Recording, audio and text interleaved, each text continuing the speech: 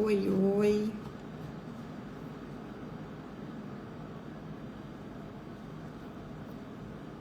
Esperar um segundinho.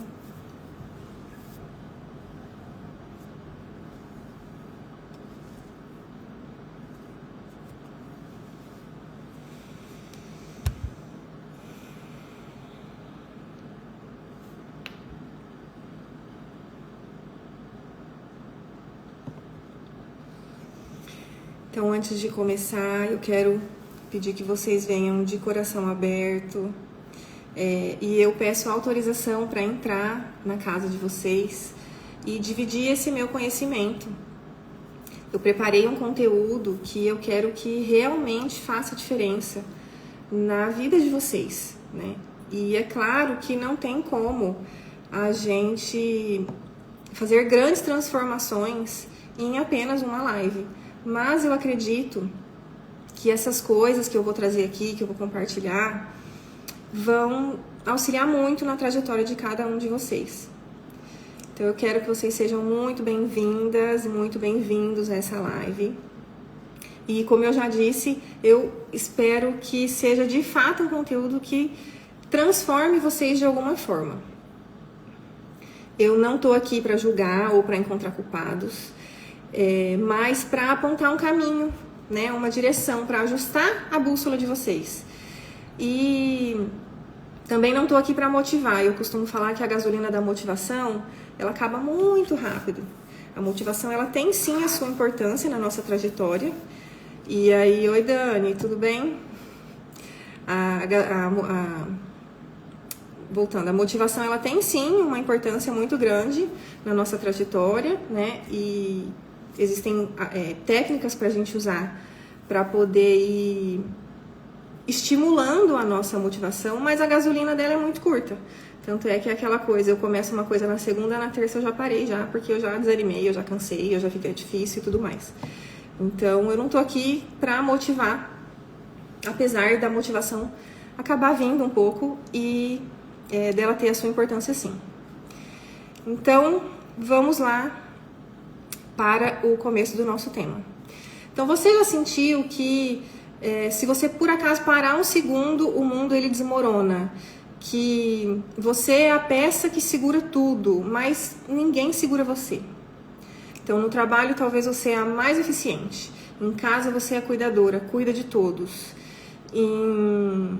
Com os amigos você é a que melhor escuta todos.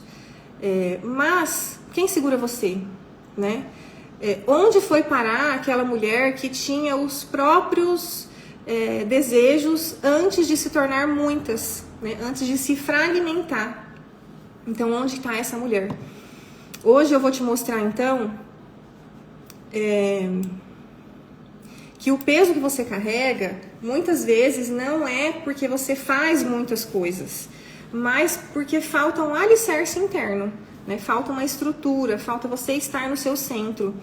Então eu vou ensinar, eu vou trazer aqui para vocês um passo a passo para você deixar de ser muitas e você voltar a ser inteira, né? Integrar as suas partes.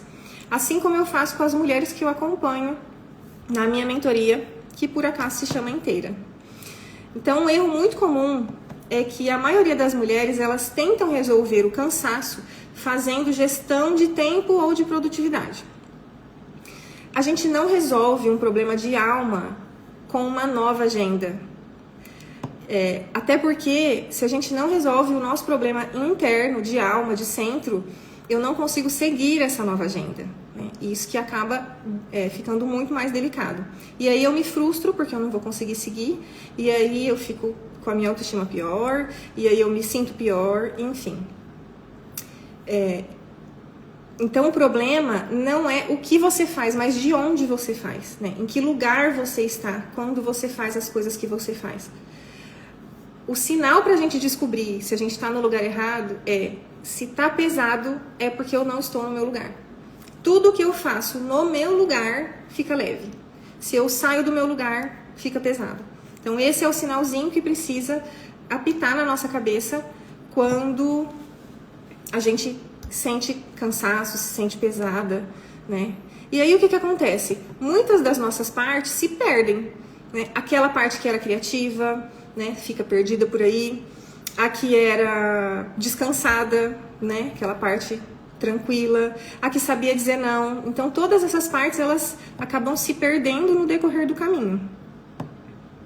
E aí, qual que é a questão? Ser inteira, ter as suas partes integradas, não é ser perfeita.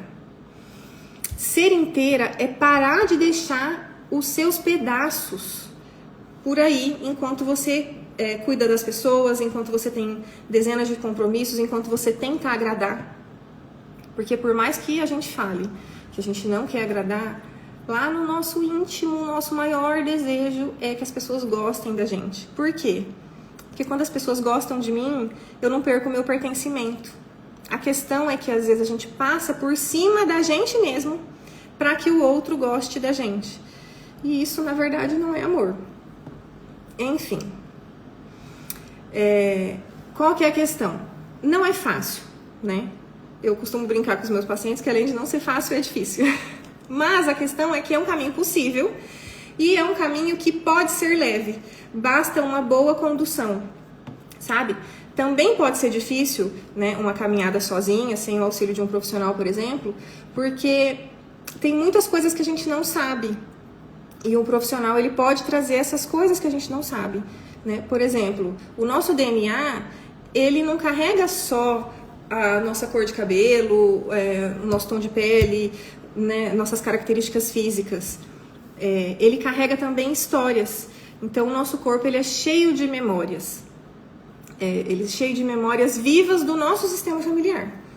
Então, nós não herdamos apenas, né, essas características físicas, nós também herdamos, por exemplo, traumas.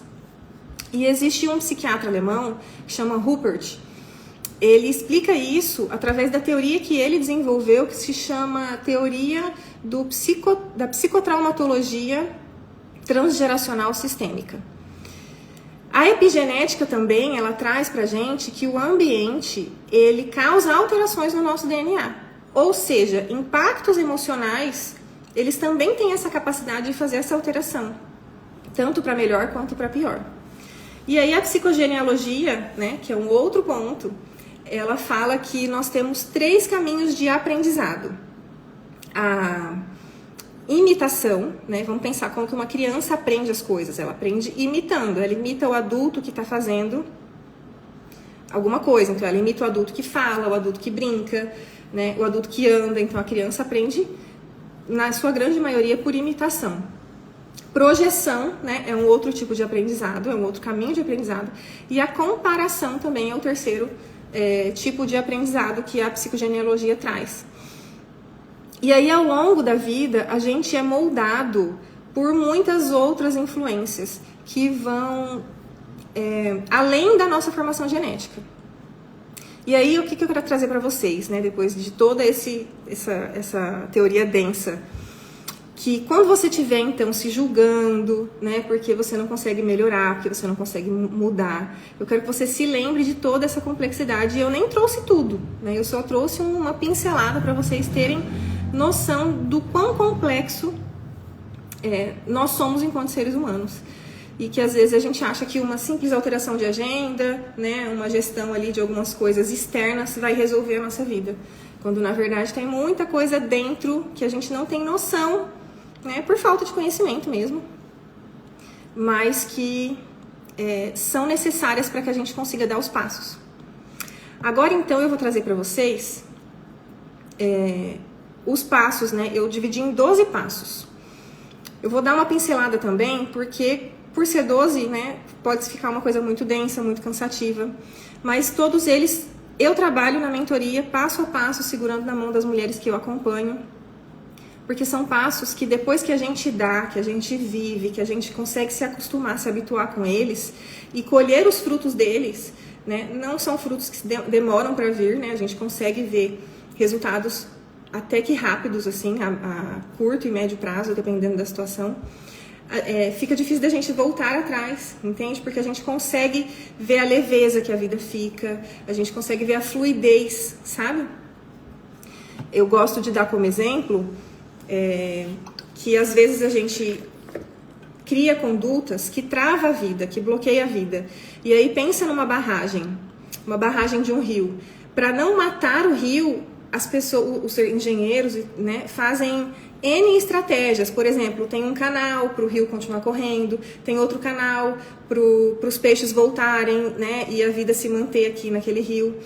Só que a questão é que nós, enquanto seres humanos, a gente tem atitudes que a gente coloca barragens e não faz essas estratégias, né? E aí a gente acaba matando o fluxo da nossa vida. Então vamos lá. Vamos começar esse caminho então de volta para nós mesmas. E aí, como eu disse para vocês, eu dividi isso em 12 passos. O primeiro passo, que é muito essencial da gente dar, é o passo do auto-amor. Então, o que é o auto-amor? Ele é, na verdade, a aceitação de tudo que a gente é, de todas as nossas partes. Até mesmo daquela parte que a gente quer esconder até de nós mesmos, sabe? Todos nós temos qualidades, todos nós temos defeitos. E muitos dos nossos defeitos a gente tem vergonha, a gente não quer mostrar para os outros, a gente não quer assumir nem para nós mesmos. Só que o auto-amor convida a gente a assumir até os nossos defeitos. Assumir não é me conformar, não é me acomodar, na verdade, né? Não é conformismo, é também. Mas não é me acomodar, não é falar eu nasci assim, né? Não é a síndrome da Gabriela. Mas a questão é, eu só consigo mudar aquilo que eu conheço. Então, o auto-amor é o passo essencial para auxiliar a gente na nossa mudança. Porque daí eu vou olhar para todas as minhas partes e eu vou aceitar, acolher elas e integrar elas. Assim eu vou conseguir identificar onde eu preciso melhorar, o que eu preciso mudar, né? Porque eu só consigo mudar aquilo que eu reconheço que existe. Então esse primeiro passo ele é desafiador, porque acolher as partes que a gente não gosta da gente mesmo é muito difícil, né? Ele é desafiador, mas ele é libertador ao mesmo tempo. Porque, como eu disse, é só quando eu reconheço que é possível fazer alguma mudança, alguma alteração. O passo 2 é um passo assim essencial para a gente também não bloquear o fluxo da vida, né? Não bloquear o nosso rio, que é deixar limites claros. E aqui eu não falo sem necessidade, na verdade, de ter guerras, de ter brigas ou de heroísmos, né?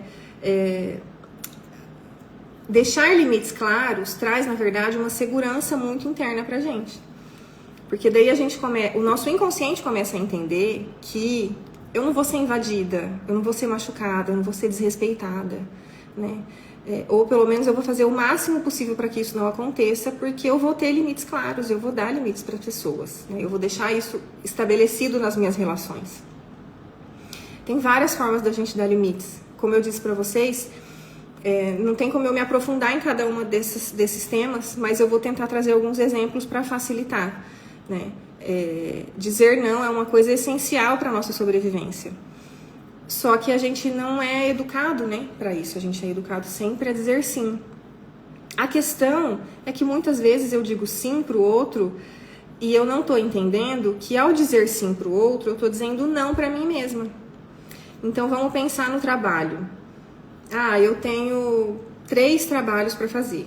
E aí o meu chefe vem e me dá um 4º trabalho. Será que não é meu, que não era minha responsabilidade, por exemplo? Será que eu consigo fazer? Tá, talvez eu consiga, mas a que custo eu consigo fazer? Será que isso vai fazer com que os outros 3 trabalhos que eu tinha antes vão ser feitos de qualquer jeito, né? Então, como que seria uma conduta para eu ter no trabalho para dar limite, né? Chefe, eu entendo, né, que você acha que eu poderia fazer isso, mas qual desses outros 3 eu deixo de fazer ou eu posso fazer mais ou menos para que esse que você me traz seja feito bem feito? Porque senão a gente faz tudo e não faz nada, né? Ou então a gente faz tudo e passa a adoecer, que é o mais comum, na verdade. E aí, qual que é o passo que ajuda a gente a estabelecer limites? Ter autocompaixão. A gente tem muita compaixão com o outro, mas com a gente A gente não aceita. A gente não se olha com carinho, a gente não se olha com cuidado. A gente não é ensinado para isso, né? A gente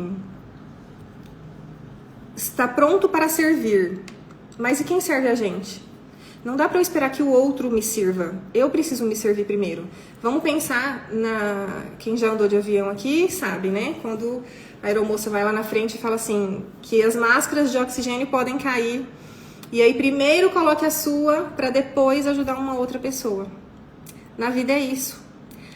Primeiro a gente precisa cuidar da gente. E estabelecer limites é uma das coisas que vai fazer a gente cuidar da gente, né? A não se sobrecarregar. Conseguir fazer as coisas a gente consegue. Rapaz, pensa. Mulher, principalmente, desculpem os homens, né, que estão aqui, mas a tal da mulher é muito... dá conta de tudo e mais um pouco. A questão é, a custo de quê? Quanto custa dar conta de tudo? Custa muito. Custa saúde, custa relacionamentos, custa muita coisa. Então é isso que a gente tem que colocar em pauta. E aí a gente precisa de coragem para se conhecer, né? Eu convido a vocês a serem suas próprias detetives particular, porque daí vocês vão conseguir se conhecer para a partir daí ter mais clareza para colocar limites, saber exatamente o que você quer, o que você não quer, né? O terceiro passo, então, é uma consequência do segundo. Todos são consequências, né? Mas aí o terceiro passo, né, que é a questão de aprender a se posicionar. Então, a prática da autorreflexão, né, de sermos detetives de nós mesmas, ela é altamente recomendada para a gente conseguir definir e reafirmar o nosso posicionamento. Então, eu preciso ter um trabalho contínuo diante disso, para que eu não recaia em velhos padrões. Quando a gente é acostumada a fazer uma coisa a vida toda, o que acontece? Chega um determinado momento que para a gente mudar, a gente precisa de muita consciência, né, diária. Eu gosto de dar o exemplo dos alcoólatras anônimos. Eu não conheço todos os mandamentos deles, mas eu conheço o primeiro. E para mim, por enquanto, basta. O primeiro mandamento deles é, eles acordam e eles falam, só por hoje eu não vou beber. Porque se eles pensarem que pro resto da vida eles não vão beber, que é uma coisa que eles gostam, mas que eles sabem que faz muito mal, eles não dão conta de suportar nem o dia de hoje. Então eu costumo falar que a gente precisa acordar todos os dias e falar assim, não, só por hoje eu vou me posicionar, só por hoje eu vou me amar, só por hoje eu vou estabelecer limites claros, só por hoje eu vou fazer tudo isso. Amanhã eu vejo o que eu faço amanhã. Mas hoje eu vou agir dessa forma. Né? Por quê? Porque se a gente pensa que o resto da vida eu vou ter que ficar me policiando, e hoje tá difícil, por quê? Tá difícil porque tá no começo. Eu ainda não aprendi, ainda não coloquei isso no automático, né? E o nosso cérebro, ele precisa colocar tudo no automático, porque ele cuida de muitas funções. Vamos pensar, o cérebro cuida de todas as nossas funções vitais, cognitivas, tudo é com ele. Então, tudo que ele pode deixar no automático, ele vai deixar. Só que ele precisa de um certo treino, né, para poder conseguir colocar isso no automático. Então, no começo, a gente vai ter dificuldade, né? Por quê? Porque eu tenho um velho padrão, um padrão antigo, que o meu cérebro já deixou no automático. A questão é que eu posso mudar. Eu preciso de consciência, né, para que esses passos sejam dados. E, no decorrer dos dias, eu preciso, exatamente, um dia de cada vez, eu preciso ter consciência e ter um trabalho contínuo para que o meu cérebro leve esse novo hábito, essa nova Thaís, essa nova atitude, para que ela se mantenha, para que ela se cultive, para que ela floresça, para que ela cresça, né? E aí a gente evita recair em padrões antigos. Recaídas não são crime, não é um crime. Pode acontecer.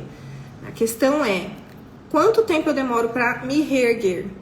Quanto mais consciência, quanto mais autoconhecimento, mais rápido isso acontece. Então essa é a questão. Não é nunca errar. A questão é, quando eu erro, o que eu faço para retomar a rota? Então o quarto passo, né, dessa nossa trajetória de volta para nós mesmos é a nossa capacidade de aprender a nos entregar. Então, eu entendo, né? A gente entende essa capacidade de nos entregar, de aprender a isso. A questão da gente deixar como que as coisas sejam fluidas, né? Quando eu consigo me entregar de fato para as situações, para as pessoas, eu consigo fazer a coisa fluir, né? Com as circunstâncias da vida. Então a coisa começa a caminhar com mais leveza. É claro que é mais um passo difícil. Por quê? Porque daí eu preciso dos passos anteriores, né? Para que eu tenha segurança interna de me entregar, para que eu consiga confiar no outro, por exemplo, que eu estou me entregando. E uma terceira coisa que a gente precisa nesse passo é fé no sagrado, né? O que eu quero dizer com fé no sagrado? Acreditar em alguma coisa maior, Deus, não sei em que você acredita, mas que existe alguém maior regendo todos nós, né? Tudo isso auxilia a gente a conseguir se entregar para as situações, para as pessoas. Um quinto passo, só passo difícil eu tô dando, né? Vocês podem falar, mas eu vou contar para vocês. São passos que, quando eu dou esses passos, a vida flui, as coisas ficam leves e a gente consegue prosperar em todas as áreas da nossa vida com muito mais facilidade, com muito mais leveza, tendo muito mais retorno. Então, vamos para o quinto passo. Falei que são 12, hein? Meu Deus, 22 minutos já aqui. Vamos lá que vai dar tempo. Então, um outro passo importante, assim, na nossa trajetória de volta para nós mesmos é a gente se despertar para o prazer. Vai ficar gravado lá, tá? Se eu for repetir, eu vou demorar muito. Eu sabe que eu falo pouco, né? Pelo amor de Deus. Mas, enfim, eu faço um repetequinho lá no final também. Então, vamos lá. Um quinto passo é que a gente precisa se despertar para o prazer. A gente não tem prazer nas pequenas coisas. E encontrar satisfação nas pequenas coisas é celebrar a vida com plenitude. Então, a gente precisa, por exemplo, encontrar prazer no nosso trabalho. Afinal de contas, a gente passa muito tempo trabalhando da nossa vida. Imagina trabalhar num lugar que você não sente prazer, que você não se sente inteira, que você não se sente pertencente, que você não se sente leve. Deve ser horrível. Não recomendo. Então, a gente precisa encontrar, por exemplo, prazer no nosso trabalho, prazer no dia a dia. O prazer sexual também, né, é muito importante. Diversas mulheres ainda têm tabu com relação a isso, mesmo tendo uma vida sexual ativa. Elas não se permitem, muitas não se permitem sentir prazer, muitas nem sabem como é sentir prazer, o que faz para sentir prazer, né? E a gente precisa entender que celebrar o prazer é celebrar a vida. Então fica como quinto passo a gente conseguir despertar o prazer nas coisas, nas pessoas, em nós mesmas. Então o sexto passo nessa nossa caminhada, com a ampliação do nosso autoconhecimento, o que vai acontecendo? A gente vai aprendendo a agir mais do que reagir. A reação, ela pode acontecer, né? Não é, né? Assim como o erro, reagir, às vezes a gente reage até de uma forma errada, negativa, não é um crime, não é algo que deva ser criminalizado pela gente mesmo. Por quê? Porque faz parte do ser humano, né? Faz parte, né, não só do ser humano, mas enfim, de todos os seres vivos, reagir às coisas. A questão é que quanto mais a gente amplia o nosso autoconhecimento, quanto mais a gente amplia a nossa consciência diante das nossas ações, dos nossos pensamentos, das nossas crenças, das nossas lealdades, quanto mais a gente amplia, mais a gente consegue agir ao invés de apenas reagir, né? Então, né, se perder não é um erro, mas é uma forma da gente seguir adiante. Mesmo sem a ação, sempre tem uma reação, entende? A questão é que você se movimentando ou você ficando parado, o mundo ao seu redor ele vai se movimentar, você goste ou não. Então, viver de fato esse pensamento, né, ele é essencial, porque as coisas vão acontecer, a gente não tem controle. E olha que ser controlador é uma coisa que eu expert, agora eu já estou muito trabalhada com isso. Mas ser controladora, por exemplo, é muito aplaudido na nossa sociedade, né? Por quê? Inconscientemente, por mais que muitas pessoas não gostam, né, da boca para fora, eu diria, ser controladora é visto como um cuidado, como um zelo, né? Como um excesso de cuidado, como um excesso de zelo, como alguém que faz muito. E isso dificulta muito a gente abrir mão desse tipo de comportamento, porque é muito aplaudido na nossa sociedade, né? Muitas vezes eu já ouvi assim, não, ela tá cuidando de você, não tá te controlando, né? É só que é porque ela te ama, enfim, e tudo mais. Só que isso é ruim para quem controla e para quem é controlado, né? Eu era a senhora controladora. E há algum tempo eu consegui abrir mão disso. Não foi fácil, foi uma caminhada densa, intensa, né? De volta para mim, porque, como eu disse, a gente não olha para fora, a gente olha para dentro. Porque olhando para dentro que a gente consegue mudar, a gente não muda o externo, a gente muda o interno. Então foi uma caminhada assim que me trouxe muita leveza renunciar a esse controle, sabe? Eu me lembro de algumas situações que eu fui, que em outros tempos eu ficava assim, mas se o fulano fala uma coisa, se o ciclano fala outra coisa, o que pode acontecer? Pode ter uma briga, pode ter uma má interpretação. E aí eu ficava tentando controlar ali, entrava no meio da conversa pra meio que tirar. E aí eu consegui entender lá no profundo que as pessoas são grandes, elas conseguem se defender. Que elas não precisavam do meu controle, do meu cuidado. Que cada um cuidando do seu, tá bom. Essa é uma frase interessante, que é muito dita na maioria das famílias, né? Se cada um cuidar do seu, não pesa pra ninguém. A questão é que essa frase, ela é falada geralmente por quem faz demais. Mas tá pesado pra mim porque ninguém faz. Mas será que você deixa o outro fazer também? Porque muitas vezes a gente é controladora a ponto... Acabei de pegar isso pra mim, pois é. Pega e trabalha. Porque a gente é controladora, a gente faz muito porque a gente quer controlar, mas a gente não consegue controlar nada. E muitas vezes a gente acaba fazendo mais porque a gente não dá espaço para o outro fazer também. E aí o que é mais difícil do que fazer as coisas? Vamos ver se alguém sabe. O que é mais difícil do que fazer as coisas? Vou tomar um tererezinho aqui enquanto isso.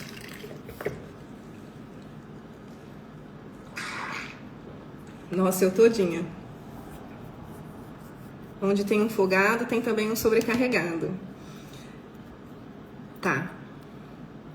O que é mais difícil do que fazer as coisas é esperar o tempo do outro fazer as coisas. Isso, deixar o outro fazer.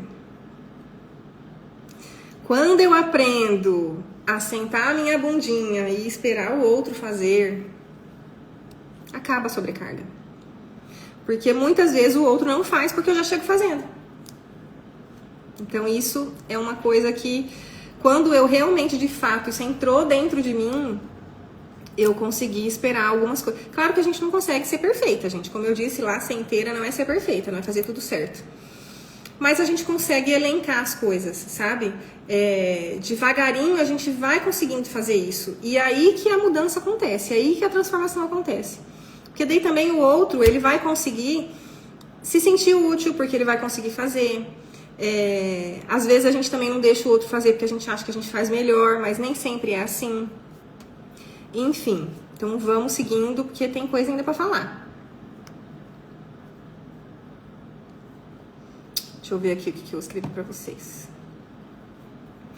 Tá, um sétimo passo, então, é o passo da vulnerabilidade. E aqui eu quero deixar uma diferenciação muito clara. Vulnerabilidade não é a mesma coisa de vitimismo, tá? Vitimismo é aquela pessoa que ela quer conseguir, que ela consegue atenção através de ser vítima, né? Ela consegue as coisas, ela consegue atenção, ela consegue que os outros façam coisas para ela, né? Ela consegue que os outros deixem de fazer, deixem de pedir coisas para elas e tudo mais, porque a pessoa se faz de vítima. Vulnerabilidade não tem nada a ver com isso, né? Então, é muito diferente de se fazer de vítima, de se fazer de de coitada, né? A vulnerabilidade, na verdade, é um sinal de coragem, de entrega e de amor.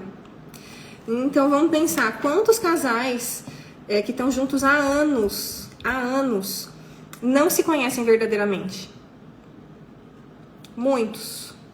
Quando eu fazia faculdade, eu fiz estágio na parte jurídica de divórcios.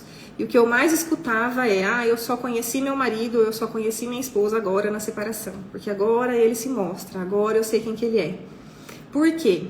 Porque a gente tem medo de se mostrar para o outro. Ser vulnerável é mostrar quem a gente verdadeiramente é. E aí, por que a gente não faz isso? Porque a gente tem medo de decepcionar o outro. Só que a questão é que o amor verdadeiro, ele começa com a vulnerabilidade, né? Com o decepcionar o outro. Vamos pensar um relacionamento de casal. No começo é tudo lindo, tudo perfeito, tudo, né? Ninguém solta pum na frente de ninguém, ninguém tira a caca do nariz na frente de ninguém, é a coisa mais bonita do mundo. Mas depois que o tempo vai passando, você vai conhecendo a pessoa, você vai vendo. Só que muitos se escondem ainda, né? Só que aí, Bert, que é o criador das constelações familiares, ele tem um livro que chama Amor à Segunda Vista, que é muito lindo, que ele trabalha muito isso, né? Que a partir da vulnerabilidade, ou seja, de me mostrar para o outro, é que eu consigo de fato solidificar esse amor, mostrar a minha verdade, né? Tem mulheres, por exemplo, que nunca choraram na frente dos seus maridos por dores verdadeiras, não por outras, não de chorar aleatoriamente, né? Mas assim, por se mostrar. Então, esse passo da vulnerabilidade é um outro passo essencial para a gente voltar a integrar as nossas partes. A vulnerabilidade também é um ponto que ajuda a gente a mostrar partes nossas que às vezes a gente não gosta. Mas isso faz parte da integração. Mostrar a parte que a gente não gosta, ser vulnerável, não significa, né, como eu já disse, conformismo, não querer mudar. Mas eu só consigo mudar aquilo que eu sei que existe, aquilo que eu assumo que existe, né, aquilo que eu aceito que existe. Eu tô vendo a família aí, todo mundo sobrecarregado. Vamos melhorar isso, hein? Eu sei que é mesmo. Todo mundo quer fazer tudo, abraçar o mundo. Não dá certo, fica todo mundo doente. Vamos lá. Um 8º passo, então, é que a gente tem o direito de sentir as nossas dores. E aqui eu quero que fique claro que não é pra gente se entregar para as nossas dores. Não é isso. Mas é pra gente sentir elas. Porque o que acontece? A gente só cura as nossas feridas quando a gente sente elas de verdade, né? O que acontece? É a mesma coisa que eu chegar, minha casa tá suja, eu coloco a sujeira embaixo do tapete. Aí no outro dia eu vou, varro ela para debaixo do tapete. Aí eu venho e coloco embaixo do tapete de novo. O que vai acontecer? Vai chegar uma hora que não cabe mais sujeira embaixo do tapete. Não tem mais como eu colocar. E aí o que acontece? Começa a explodir sujeira para todo que é lugar. Com a gente também é assim, quando a gente não sente as nossas dores, quando a gente fica escondendo da gente mesmo as nossas dores, fica se distraindo com outras coisas, né? Às vezes a gente se distrai com pessoas, com bebida, com remédios, com trabalho. Tem muita gente que se esconde no trabalho para não sentir as próprias dores. E aí o que acontece? O nosso corpo é muito inteligente e ele fala com muita clareza pra gente. O problema é que a gente vai ignorando, até que talvez chegue uma hora que não dá mais, né? Eu lembro que quando eu era mais nova, eu tinha muita enxaqueca, muita. Eu passava, tipo assim, a semana com a luz apagada no quarto, sem conseguir comer direito, deitada, por conta de dor de cabeça. Meus pais gastaram rios de dinheiro fazendo todos os tipos de exame na minha cabeça para ver se tinha algum bicho aqui dentro, porque eu tinha muita dor e nunca teve nada, nunca foi achado nada, nenhum exame. Como que eu deixei de ter enxaqueca? Trabalhando as minhas emoções, né? Foi em terapia, em acompanhamento psicológico, que eu consegui me desligar da enxaqueca. Por quê? Porque ela tinha uma função na minha vida, né? Era o meu corpo falando de excessos, era o meu corpo falando de medos, e eu não conseguia interpretar. Eu só ignorava e me dopava com remédios. E aí, na terapia, eu consegui entender e dissolver tudo isso. É necessário limpar. Então a gente precisa sentir as nossas dores, né? Como eu disse, não é se entregar a elas, mas é sentir elas. Ok, doeu. Assumir, acolhe, né? É muito bonito a gente conseguir fazer isso, é muito forte a gente conseguir fazer isso, é muito libertador a gente conseguir fazer isso. Agora a gente vai para o 9º passo, mais um passo desafiador, que é um passo óbvio, mas o óbvio precisa ser repetido. É um óbvio que a gente muitas vezes não tem consciência também, mas que é o perder para ganhar, né? É um outro passo que a gente precisa dar. Como dizia minha mãe, a gente não pode ter tudo. Você não pode ter tudo, menina! Não podemos mesmo, né? Isso é uma verdade. Eu acredito que todas as famílias, as mães falam isso, né? Não pode ter tudo, não dá pra ter tudo, enfim, e tudo mais. Porque é uma verdade, né? Não é uma mentira. A questão é que a gente não quer abrir mão das coisas. A gente não quer perder as coisas. O problema é que para eu ganhar, eu preciso deixar algo. Eu preciso perder algo. Mas aí a gente tem medo de abrir mão de alguma coisa que muitas vezes não tá boa. Muitas vezes essa coisa não tá boa, não tá confortável, não tá gostosa. Mas a gente tem medo de deixar ela. A gente tem medo de perder. E muitas vezes a gente deixa de ganhar algo maior, algo muito melhor, porque a gente tem medo de abrir mão de outras coisas, né? Então, é preciso perder para ganhar. A gente não dá um passo para frente sem deixar alguma coisa para trás. Quanto mais consciente eu tenho nisso, quanto mais consciência eu tenho nisso, quanto mais eu faço as coisas de forma consciente,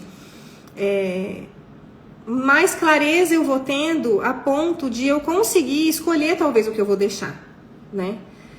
Então, são passos que a gente vai dando para prosperidade, para crescer, né? Perder e ganhar são faces da mesma moeda. Então, não são coisas que elas vivem separadas. Uma não existe sem a outra, né? São coisas que estão interligadas. E aí, um 10º passo que também é essencial para a gente integrar as nossas partes, para a gente voltar a ser inteira, né? Como eu disse no começo, tudo isso a gente trabalha com muita profundidade na mentoria. É um acompanhamento individualizado, que eu trago muitos conteúdos, que eu trago muitos esclarecimentos, porque a gente parte do pressuposto de que para eu mudar eu preciso conhecer. Então eu preciso entender como que o meu cérebro funciona, eu preciso entender como que o meu sistema familiar funciona, né? Para que eu reconheça as coisas e a partir daí eu consiga mudar elas. Então o 10º passo é o direito que a gente tem de descansar. O trem difícil de fazer. Esse aí tem dias que eu deslizo, tem dias que eu consigo, mas não é uma coisa fácil. Nossa, Thaís, só descansar? Me fala aqui, quem que descansa de boaça? Todos os dias. Não vai só descansar fim de semana. Tem que descansar todos os dias de boa. Tenho aprendido isso na prática. Escolhas definem os destinos, exatamente. Exatamente. O nosso amanhã está baseado nas escolhas que a gente faz hoje. E se eu não escolho, alguém vai escolher por mim, né? É o que eu disse ali um pouco antes. A gente gostando ou não, a vida é movimento. Então, a vida é movimento e a gente pode escolher ou não, mas não escolher também é uma escolha. Quando eu não escolho, alguém escolhe por mim. Isso é essencial. Vamos lá, deixa eu voltar aqui que eu me perdi. Tá, por que é tão descansa o corpo, mas não descansa a mente? Exatamente. Muitas pessoas às vezes dormem, mas não têm um sono restaurador, não conseguem colocar pausas conscientes no seu dia, né? E qualquer pausa, ela, desde que seja consciente, porque não adianta nada a gente parar um monte de vezes e se sentir culpada todas as vezes que a gente para. Então, quando eu programo pausas conscientes, isso traz para mim leveza, e agrega no meu descanso, né? Então eu vou conseguir, por exemplo, se eu coloco pausas programadas no meu dia, eu vou conseguir descansar melhor à noite, ter um sono de mais qualidade. Por quê? Porque eu fui me desestressando no decorrer do dia conforme eu fui colocando as pausas. E o descanso, ele precisa ser uma prioridade, sabe? Porque, por exemplo, eu estava conversando com uma pessoa, essa pessoa tem TDAH. E aí ela tava comentando comigo, ai, Thaís, parece que o remédio que eu tomo não tá fazendo efeito, nananã. E conversando com ela, ela tava dormindo 4 horas por dia. Como que a gente vai ter atenção se a gente não dorme? Não tem como. É impossível. O nosso cérebro é uma máquina. O seu celular carrega, o seu computador fica na tomada e ele precisa ser desligado, né? O seu notebook ele precisa ser carregado. Qualquer máquina precisa de descanso. Por que que o nosso cérebro não é possível? Por que que a gente não autoriza o nosso cérebro a ter um descanso, né? Tranquilo. Então a gente precisa descansar. Eu não vou ter atenção, eu não vou ter um dia produtivo, eu não vou ter um dia tranquilo se eu não tiver uma boa noite de sono, por exemplo.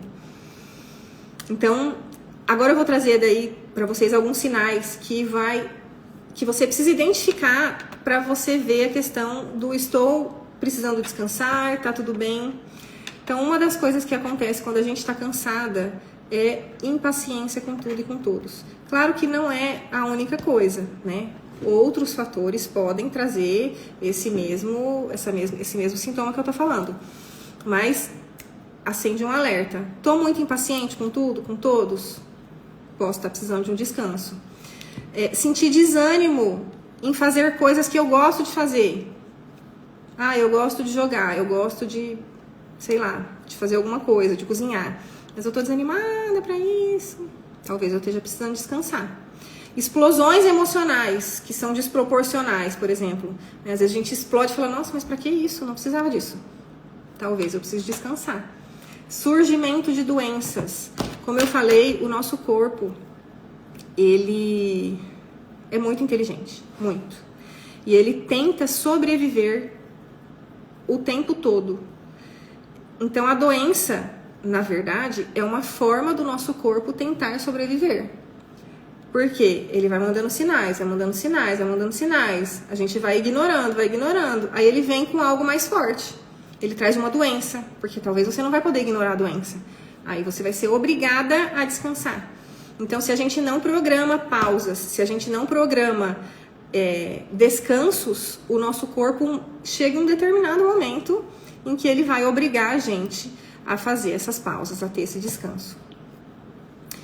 Um 11º passo, então, eu trago para vocês que o homem, o ser humano, ele é um ser bio, psico, sócio, cultural, espiritual. Então, nós somos compostos pelo nosso biológico, pelo nosso psicológico, pelo nosso social, né? A sociedade que a gente é incluída impacta muito na forma como a gente pensa, vive e sente.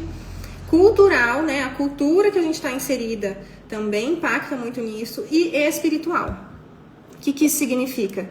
Que a gente, principalmente a mulher, isso é muito necessário, precisa ter uma conexão com algo superior. Deus, ou seja lá qual o nome que você dê isso, né? Não falo aqui de religião, eu falo aqui de espiritualidade, né? Que é algo muito maior do que a religião. Espiritualidade é algo que nos une a algo maior. E isso é essencial para a nossa existência. Então, a fé, ela é intransferível e ela não tem necessidade de ter um intermediário, né? Então eu não preciso de alguém para me ligar a algo superior. É possível eu ter, por isso que eu falo que não é religião. É possível eu ter essa conexão com Deus, por exemplo, eu e Ele mesmo. Eu não preciso estar numa igreja, eu não preciso estar nada disso. Tanta gente dentro de igrejas, por exemplo, que não são espiritualizadas. Então, espiritualidade não tem nada a ver com qual religião eu tenho. Apesar de poder ser um caminho, mas não é o único caminho, né? Eu posso ter essa conexão muito sem ter um intermediário, né, auxiliando nisso. E aí, qual que é a questão? O nosso corpo é a morada de Deus, né? Isso é bíblico também. E a nossa fé é uma fonte inesgotável de força, de amor e de coragem. Então, muitas vezes a gente encontra força, encontra motivação na nossa fé, né? Que é um passo essencial, principalmente para nós mulheres. A mulher, ela tem uma conexão muito forte, né? Até pelo fato de dar a vida, né? De dar a luz, de gerar vidas. Enfim, a fé, ela não é passiva, isso é uma coisa importante também da gente dizer. A fé, ela nos movimenta, ela é uma coisa ativa, né? Ela nos faz agir, ela nos ajuda nisso. Então, não é aquela fé, entre aspas, em que eu falo, não, Deus proverá, e eu fico aqui esperando acontecer.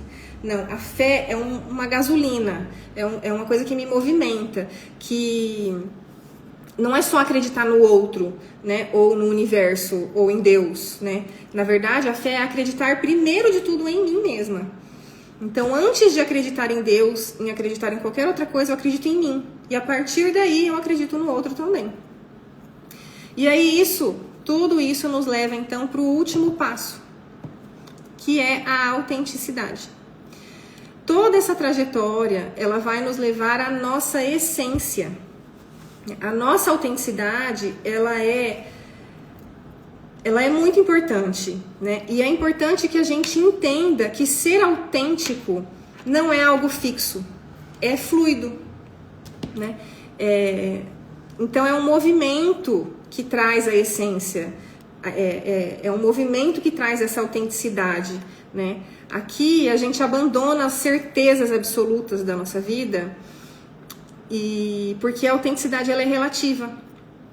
Em cada momento da nossa vida a gente é uma e única, né? Isso não significa ter múltiplas personalidades, não, tem uma essênciazinha ali que se mantém, mas a autenticidade, ela é fluida, ela vai se formando, né? Ela anda em ciclos e ela não é adestrada pelas circunstâncias, né? Então, o que eu mostrei aqui para vocês hoje é apenas a superfície, é o despertar, né? É um passo para você realmente integrar suas partes e para você parar de viver dividida, parar de viver fragmentada. Existe um processo profundo. Então, na minha mentoria, como eu comentei com vocês, a mentoria inteira, o foco, ele é um só. Ele é auxiliar a mulher a se tornar inteira, a deixar de ser fragmentada, a integrar as suas partes. E deixa eu tomar uma aguinha aqui que eu tô com sede.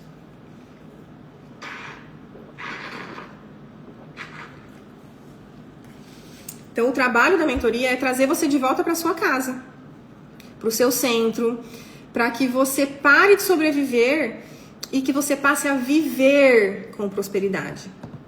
Quando eu falo prosperidade, né, eu quero deixar claro que eu não digo só financeira. Uma pessoa próspera é uma pessoa saudável, com bons relacionamentos, tem sim a questão financeira, né, mas não é apenas isso. Então, é algo muito maior. Então, quem se interessar em saber sobre a mentoria, na minha bio tem o link de preencher o formulário, né? E eu quero deixar uma frase de reflexão para vocês, que o mundo, ele pode esperar, mas a sua volta para casa, né, que é o seu centro, que é você mesma, não pode. E aí é uma caminhada que é única e intransferível. Só você pode fazer. Quero saber se vocês têm alguma dúvida, se vocês gostariam de dividir alguma coisa, né? Ah, vou fazer o repeteco dos passos. Espera aí, deixa eu pegar meu papelzinho aqui. Então, o primeiro passo, primeiro eu trouxe para vocês, né, toda a complexidade que é o ser humano, todos os pontos que impactam e influenciam na gente, que é um erro olhar como uma coisa simples. Ah, é assim porque é daquele jeito, porque aconteceu tal coisa. Não, tem N coisas que influenciam em como a gente é. Tá, e aí os passos. O primeiro deles, o autoamor, certo? A gente se amar até a parte que a gente não gosta da gente mesma. Porque eu só consigo mudar aquilo que eu consigo aceitar que existe. Segundo passo, limites claros. A partir do momento em que eu começo a me amar, a me cuidar, a me aceitar, a querer integrar as minhas partes, eu preciso necessariamente de limites claros. O terceiro, posicionamento, né? um vai puxando o outro. Então, para eu colocar limites, eu preciso me posicionar. E esse posicionamento precisa também ser claro. E tudo isso vem de autorreflexão, né? Da prática do autoconhecimento. Autoconhecimento é um processo interno e eterno. O tempo todo a gente vai se conhecendo. Por exemplo, não tem como eu saber como é ser mãe se eu não sou mãe. Eu posso ter uma ideia, mas não sei como é de fato. Não tem como eu saber como é ser mãe de 2, se eu sou mãe de 1. Não tem como eu saber como é ser mãe de 10, se eu sou mãe de 9, por exemplo. Então, por isso que o autoconhecimento é um processo interno e eterno, porque eu só vou me conhecendo a partir dos passos que eu vou dando e das coisas que eu vou passando. O quarto passo é a capacidade de nos entregar para as pessoas, para as coisas, para a vida. O quinto passo, o sentir prazer, né? No trabalho, prazer sexual, nas atividades do dia a dia. O sexto passo é o agir mais do que reagir, né? Não condenamos a reação, mas tentamos trazer muito a consciência para que eu consiga agir muito mais do que reagir, né? Agir conscientemente. O sétimo passo, a vulnerabilidade, deixando claro que eu diferenciei isso do vitimismo. O oitavo passo, sentir as nossas dores. O nosso corpo é muito inteligente e ele vai trazer o tempo todo pra gente sinais pra gente aprender a ler, né? O nono passo, perder para ganhar. São faces da mesma moeda, não tem uma coisa sem a outra. O 10º passo, descansar, que é difícil, apesar de ser simples. A nossa conexão com algo maior, né, que é o 11º passo. E a autenticidade. Então, fiz aqui um checklist para vocês. Quero agradecer a presença de vocês, de todas e de todos. Se vocês quiserem conversar um pouco comigo, podem me chamar, a gente conversa. Se tiverem dúvida também, eu respondo. Se quiserem saber mais sobre a mentoria, pode ou preencher o formulário da bio, ou me chamar também no direct, que é uma possibilidade. E muito obrigada. Beijo, bom descanso para vocês e até a próxima.